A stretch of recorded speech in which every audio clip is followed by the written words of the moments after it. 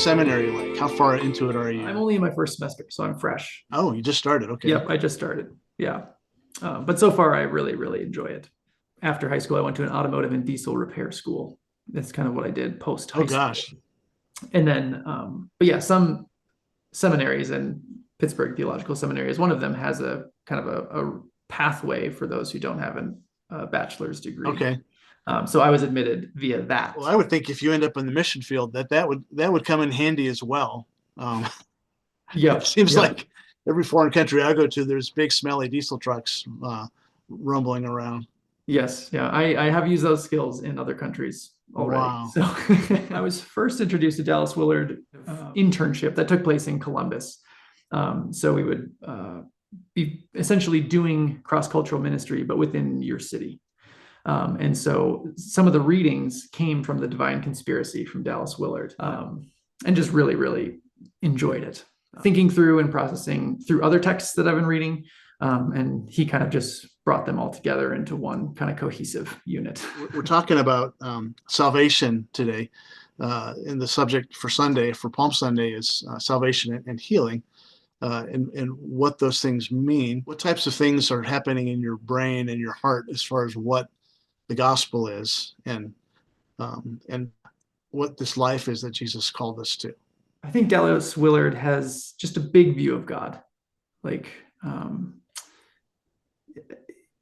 he has a very hopeful take. He has a very open-handed take, I think, with like the power that God has in our current world, which I think is a very biblical concept. But I think even that potency is maybe what some people recoil from a little bit, that are maybe a part of the more traditional Reformed kind of thought. Some people have accused him of, when he talks about spiritual disciplines, uh, practices that the early church had done that aren't necessarily haven't been a part of Reformed or particularly evangelical Christianity. One thing that Willard's been accused of is that, gee, some of your prayer practices and some of the things that you're saying Jesus did sort of remind us of Buddhism, going into the inner life. And one response that Willard has had is, just because a Buddhist eats breakfast doesn't make it a bad idea for the rest of us. Not necessarily having to be so doctrinally like dialed, to still be engaged in the very real work of God. How do you bring the kingdom? How would you do it? Let's say that you finish seminary and you're spanking healthy and you guys are ready to go. How do you envision bringing the kingdom of God? Nice little missiological pivot here. I like it. A little one, that's all. Yeah, that's right. I think it's important to first recognize that the kingdom of God already exists there. I think that's been a pitfall of cross-cultural mission work. How can it exist there? It's not a Christian country. How could you say such a thing? Sure, sure. Yeah, I mean, believing that the God who made all people is present in some capacity within the societies in which all people live, I think is a healthy starting point. A classic example is Don Richardson's book, it's Eternity in Their Hearts, or it's written in their hearts, something Yeah, to that effect. I know what you're talking about. Great examples of like how God uses culture and beliefs of historic peoples, ancient traditions that echo and reflect the gospel, and when at some point that bearer of the gospel does come to them, it's easy to build a bridge because it's bringing back these thoughts and ideas that they know to be true within them, but they're just being given it in the context of the scriptures. And yeah, you're not viewing their traditions as evil, idolatrous, to be torn down. And like I think of the Aztecs, where literally one of the temples, Aztec temples, is torn down, and those very same stones are used to build the cathedral that's currently in the main square in Mexico City.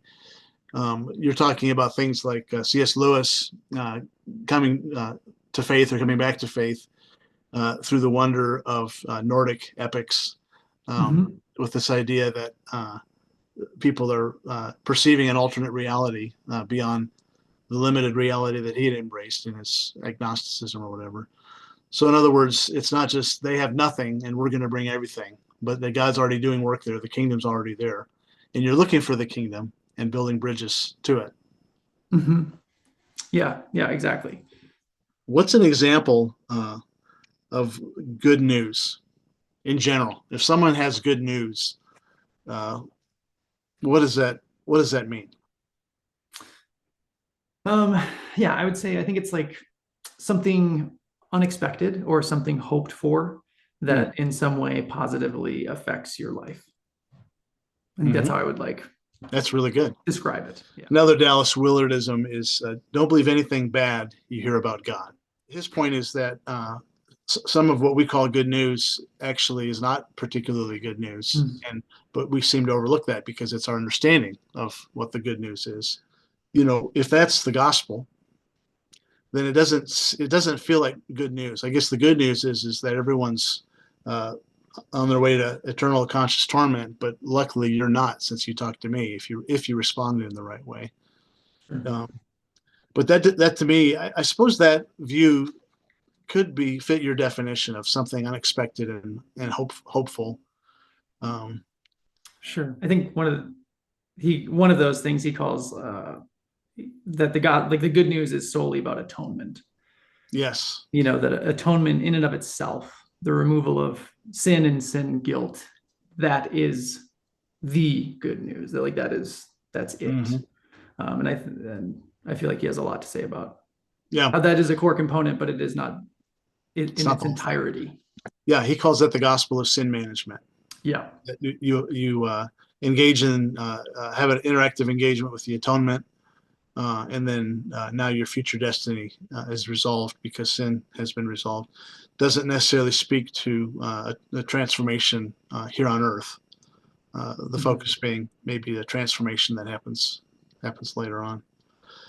Second question: what's the best news personally as you look back on your life? What's the best news that you've ever received?